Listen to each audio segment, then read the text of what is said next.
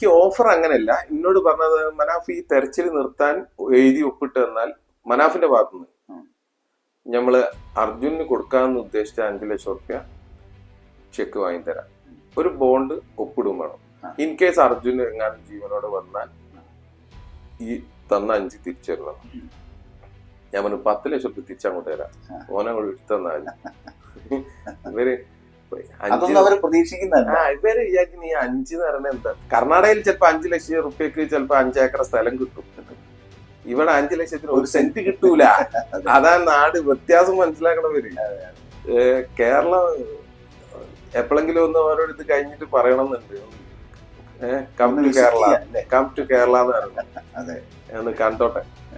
അല്ല, അങ്ങനെ അവര് കരുതിയത് ഒരു സ്വാർത്ഥ മോഹിയായ അല്ലെങ്കിൽ സ്വന്തം കാര്യം മാത്രം നോക്കുന്ന ഒരാളാണ്. അതെ അതെ. മൊത്തം എന്താ പറഞ്ഞു കഴിഞ്ഞാല്